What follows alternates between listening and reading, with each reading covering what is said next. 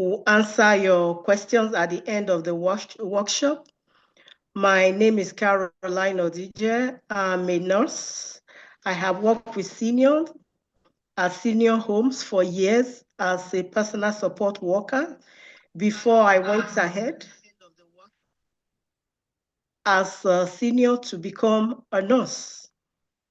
I'm very keen on creating a lot of awareness on a lot of issues that can affect our seniors. And of the very many is creating awareness of the issue of senior abuse. To recognize these issues, the United Nations established World Elder Abuse Awareness Day in 2011. The day is observed annually on June 1st. WEADD represents the one day in the year when the world voices its opposition to elder abuse, a human rights violation, and enhances the recognition of the dignity of older persons and their right to live free of fear and violence. Last week, we talked about the introduction. Last week, Wednesday, we talked about the introduction, the New Horizon for Senior programs, support projects that are designed by senior and for senior in their communities. This program funds projects that empowers senior in their communities and contribute to the improving their health and well-being. One of the core objectives is the expanding of the awareness of elder abuse. This program aims to educate and empower senior caregivers and community members about the different types of abuse, prevention strategies, and resources available to help the affected ones. Whether you are a senior, aged 55 and above, according to New Horizon for Senior program, or you know a senior, it does not matter what age you are, you still have something to learn. So let's go ahead and learn something. What are the objectives of this workshop? The objective of this workshop are: one, raise awareness about the abuse, neglect, exploitation of older people, promote respect and dignity for elder people, prevent isolation, and help the older people to feel safe and secure. Help older people identify signs and abuse and know how to report it. The importance of awareness and prevention. Elder abuse awareness and prevention are very important because abuse can cause serious physical and psychological harm to the older people. Elder abuse can cause serious physical injuries, long-term psychological consequences, and can even lead to death. Elder abuse is also a human rights issue that violate basic rights and freedom. Elder abuse. What is elder abuse? According to Wikipedia, elder abuse is abuse in later life, abuse of older adults, abuse of older women, abuse of older men. Is a single repeated act or lack of appropriate action occurring within any relationship where there is an exploitation of trust and which cause harm or distress to an older person. Last week, we talked about the different types of abuse. We talked about physical abuse, whereby individual is physically slapped, or you cause bodily harm to or pain to an older person. There is emotional abuse too. Emotional abuse is when you give an elderly person a silent treatment, and the individual now encounter emotion, they now encounter psychological distress, especially due to action or words. There are other type of abuse too. There is a sexual abuse, whereby you force an elderly person into non-consensual sexual activities. There is a neglect, denying a person their basic needs like food, shelter, or medical care. There is financial abuse too. We talked about all this last week. Exploiting individuals by mishandling their financial resources. There are all kinds of abuse. And we talked about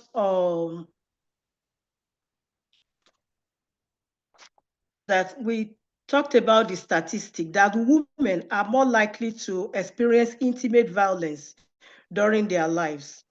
We talked about 1 in 6 individuals age 60 and older in community setting are affected by elder abuse. We talked about more than half, which is 60% of all police reported violence against seniors, involve the use of physical force, and an additional 90% involve the presence of a weapon. We talked about the research in 2020 that the police reported violence against seniors was highest in the territories and New Brunswick between 2015 and 2020. There are a lot in the statistic. I'll post that in the website later.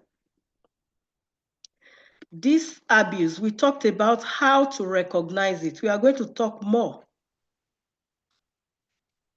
on that today, how to recognize this abuse. One of the signs, dehydration or unusual weight loss, missing daily aids.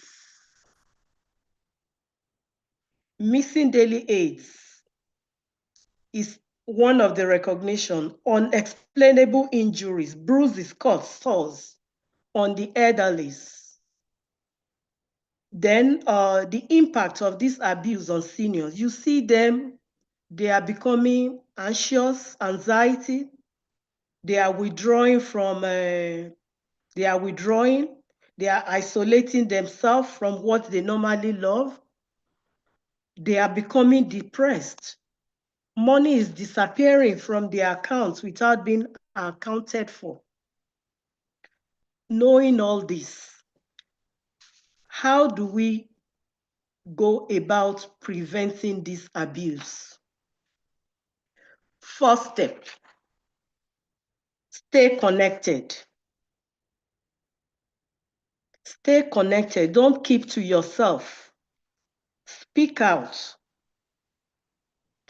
Build supportive relationship. Build supportive network. Plan for safety. Don't isolate yourself. Use community resources. Step out. Go out there. Relate with your colleagues. Go to community center. Go to playgrounds. Speak with speak with older people too. Speak with younger people. Be assertive. Be assertive. Know your own self. Know your own characteristic, your feelings, your values, your motives. Your communication style. Know yourself very well. Your communication style. Learn what is socially appropriate. Behavior for appropriate behavior for self-expression of feelings, of wishes, of rights. Skill training. Skill training. Don't keep yourself isolated. Go out, get trainings. Like I said, I went for a nursing program as a senior. I was already more than 55 years old. Specific verbal and non-verbal behavior, anxiety reduction, cognitive reduction, restructuring. Practice your section. When you go out there, when you learn skills, practice them. If you are given assignments, do them. Because if you don't use your brain, it's going to be, the brain cells are going to die. Be aware, get aware. Awareness is power. Learn how to use technology safely. Avoid scam. I remember Dr. Isobe talked about avoiding scam a few months ago. Learn how to be financially literate. Learn how to use your phone. Learn how to manage your finance. Know your rights. There are websites out there. Elder Abuse Prevention Ontario. I'm going to post them on the website after I finish. Ontario Human Rights Commission is there. Senior Safety and Security is there. Knowing all this, how do we go about to report any elder abuse? How do we go out there? How do we respond to a senior when a senior comes to us?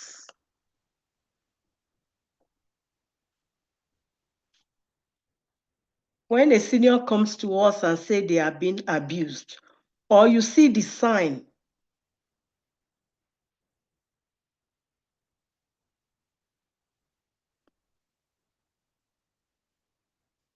on the senior,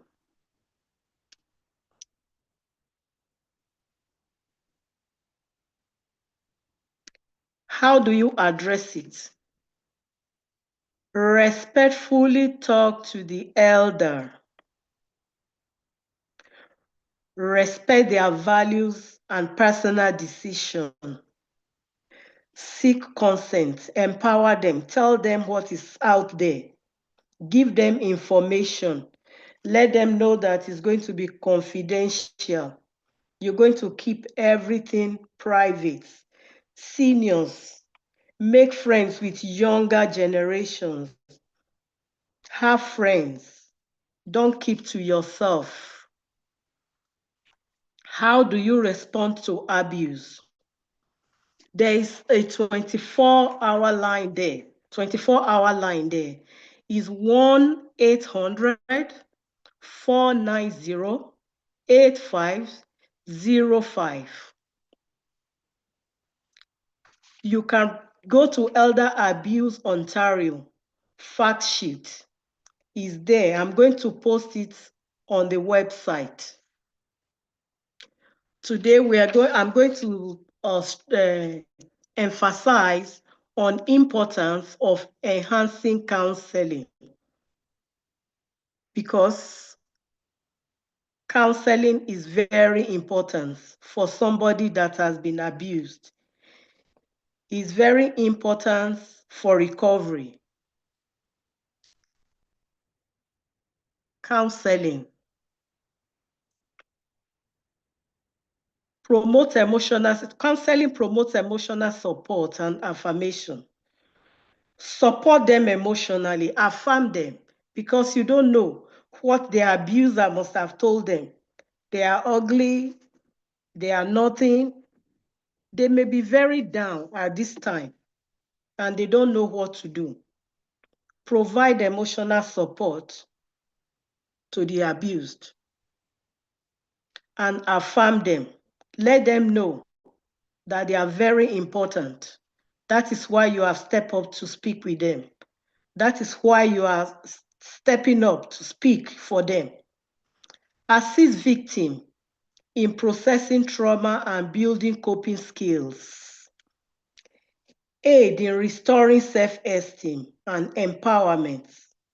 Empower them, give them information. Let them know the help they have.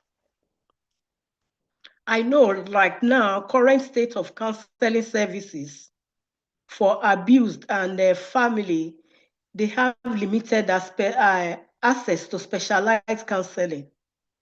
I know there is inconsistent quality and available services across different areas. I know that there are gaps in existing services and need for improved strategies. I know there are lack of integrated care models. There are inadequate long-term support and follow-up. I know that there are needs for customized intervention, addressing specific types specific types of abuse and cultural factors, because it's not all abuse that are addressed the same way. Different types of abuse are addressed differently. As a nurse, when an abused patient comes to us, we conduct screening and assessment to detect the abuse. And we provide immediate care, and we link the victim with resources. This enhances patient trust and safety. They'll be able to trust you and they feel safe. We should learn to promote comprehensive care and patient advocacy. We speak for the patients. As nurses, we should try and get into leadership. We should lead effort to improve counseling services. We should speak up for abused patients. We should engage in policy development and community outreach. Not only nurses, social workers, children, grandchildren, lawyers, all professionals, pastors. We should all get involved. And let's engage in policy development and community outreach. Let's go out there to the community, go to mall, go to shopping complex, sit with seniors, find time to speak with them. Let us study examples of successful intervention, how people have worked to solve problems. There's hospital-based domestic violence programs. You can go to the hospitals, get scenario, get successful interventions, study them, know how to go about them. We can partner with local shelter and support. Like December last year, I went with my pastor to one of the shelters to go and deliver food and gifts to people in the shelter. Financial assistance for domestic violence survivor. They need financial assistance. Resources and funding are there's limitation to resource and funding. Insufficient budget for mental health. A lot of people elders that have undergone abuse, they have mental health issues. They need counseling. We don't have sufficient budget for mental health services.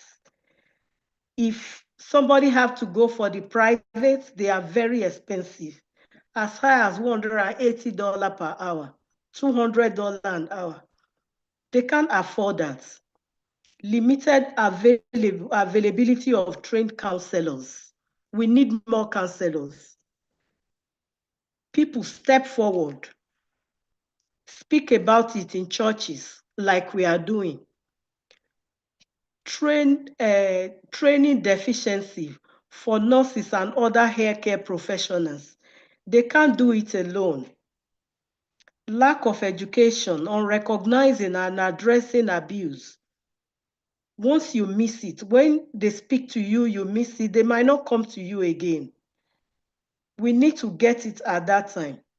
When we see it, when we recognize it, we should be able to empower them and address the abuse and address them to the appropriate need, the appropriate help. Need for ongoing professional development and training. We should continue to train. We should continue to learn. Another barrier to resolution is victim blaming tendencies. You see the victims of abuse, they're blaming themselves. They think they are the one that caused the abuse because the abuser may have trained them, may have told them they are the one. They are the one that are not good enough. So they believe they are blaming themselves. They are reluctant to speak up, to seek help due to shame and fear of judgment. They are ashamed. What will people say of me? They are going to use that to describe me. People are going to judge me. Don't be afraid. Speak up. You are not the cause. Don't be ashamed. You are empowering the abuser if you do not speak up. If you are afraid and you keep silence, it's going to continue. Another barrier is difficulty in providing cultural sensitive care. We need to know about other people's culture. We need to learn, read, attend seminars, read journals. Language barrier affecting communities. We need to step up. Or people from different communities come out and learn so that you can empower your people. You can speak to your church members. You can speak to your community members.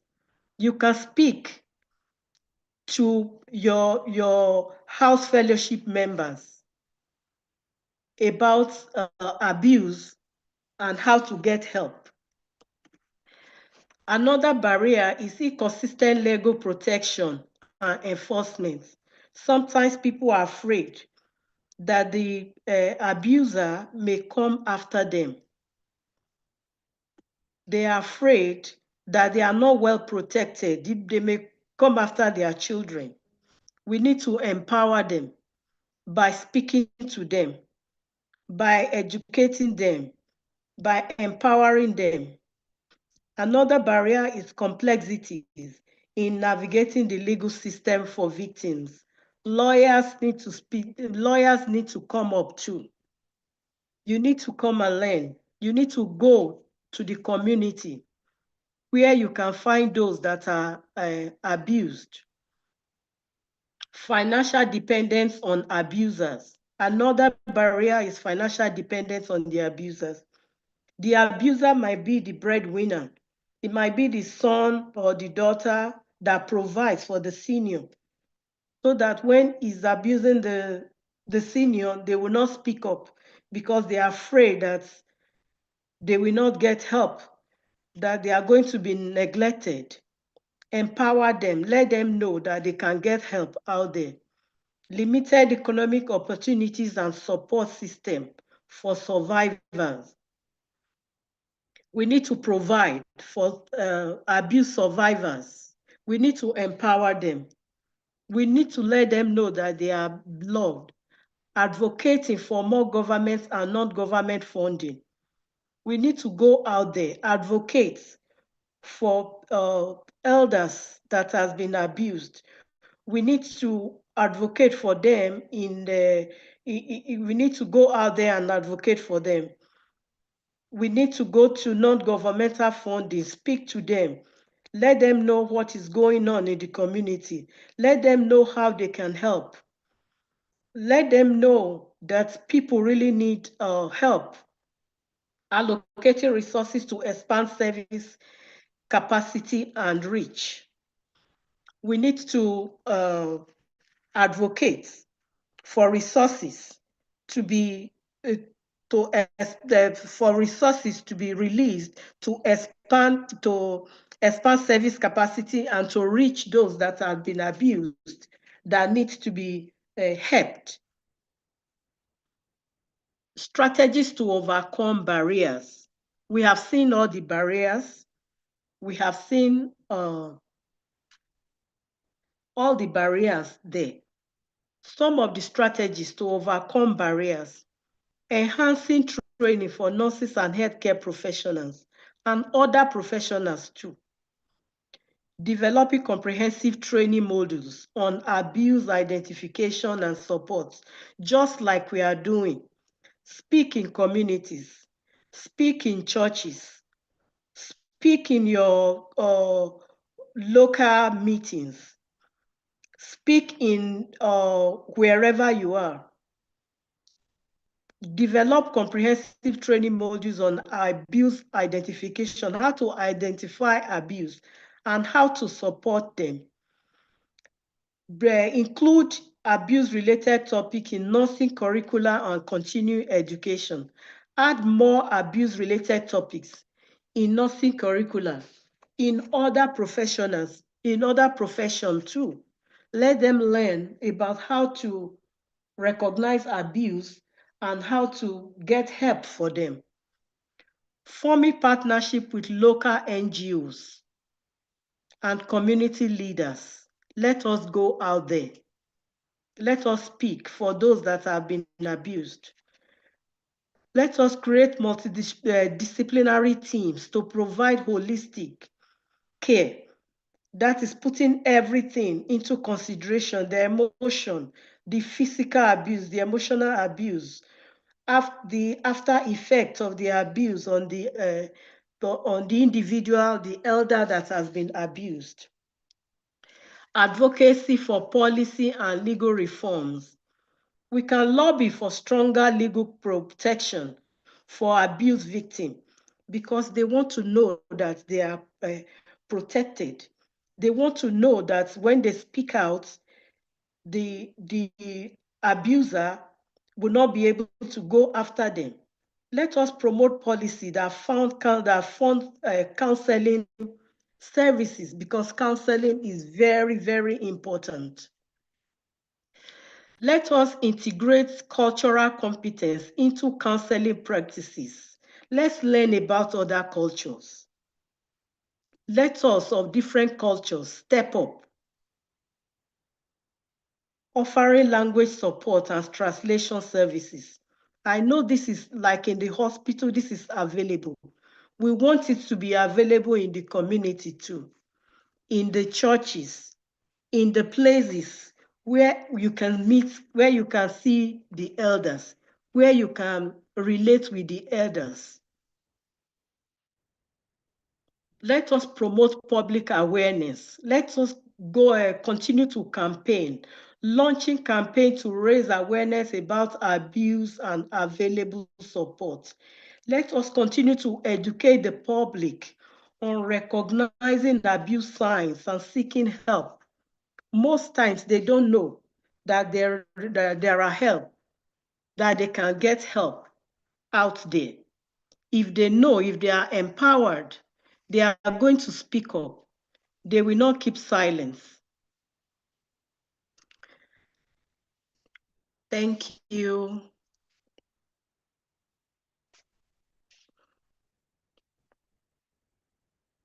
Thank you so much. Thank you for joining us today. We're going to go to the questions now.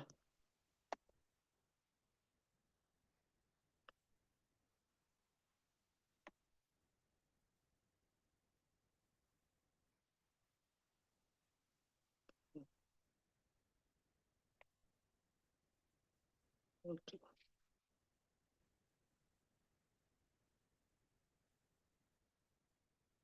We are going to the questions now.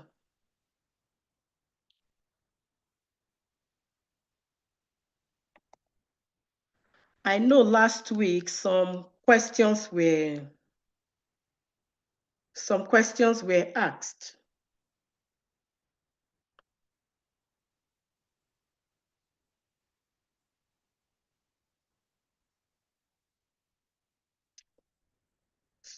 Somebody asked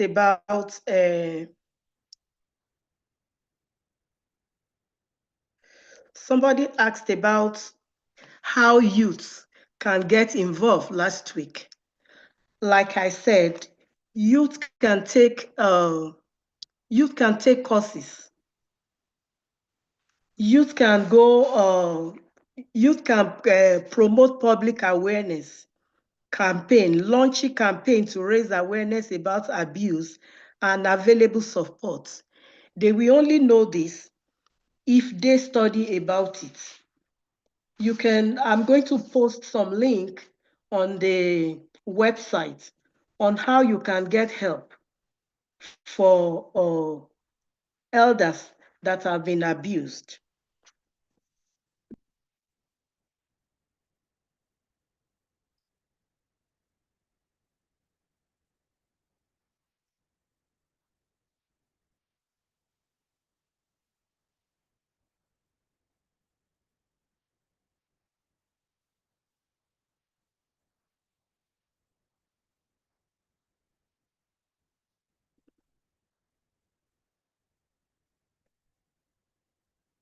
Trying to bring up some of the questions that were asked last week. I know somebody talked about how they can get help. I'm going to put the link on the website on how they can get help for seniors that have been abused and signs of abuse on the website when we finish.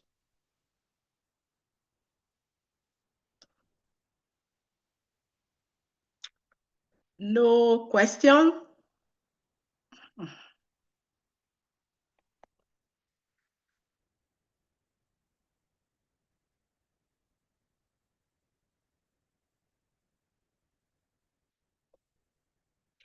Thank you so much, everyone, for participating today.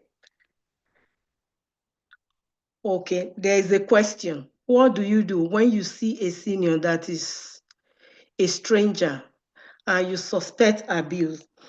Like I said, you respectfully speak to the senior. If the senior is ready to cooperate, wants the help you want to offer, you can let them know that the help that is out there.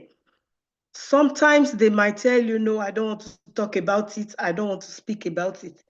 There's 24 hours helpline, especially when it's a senior.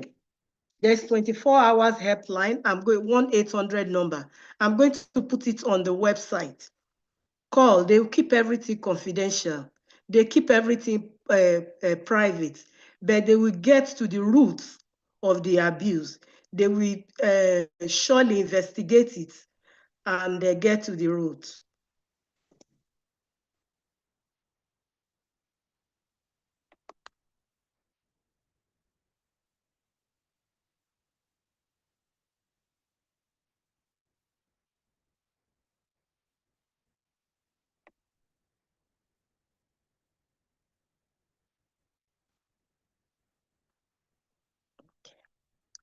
No other question?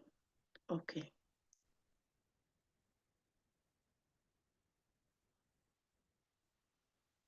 Okay. With dementia or cognitive impairment individual, you just have to watch out for signs. Are they getting dehydrated? Are they losing weight? Like if they come to the hospital, we will check out for signs. We have charts on how to assess dementia or cognitive impaired individual for abuse. But physically, you can just see if is somebody that uses dentures. Are they with their dentures? Do they have their daily aids, the things that support them day to day to carry out their day-to-day activities? Are they, if they use products, are they smelling? Are they well cared for? Those are some of the signs that will speak for the cognitive impaired individual that they are being abused.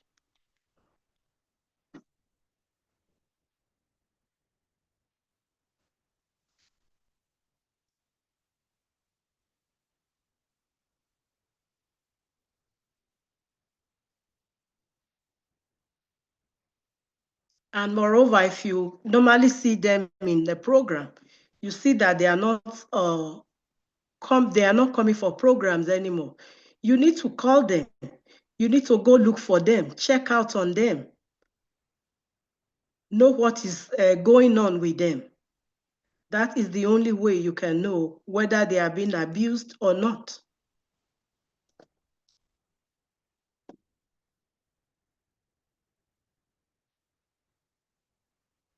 Thank you. Thank you so much, everyone, for joining tonight. This is the end of our program. Goodbye, everyone.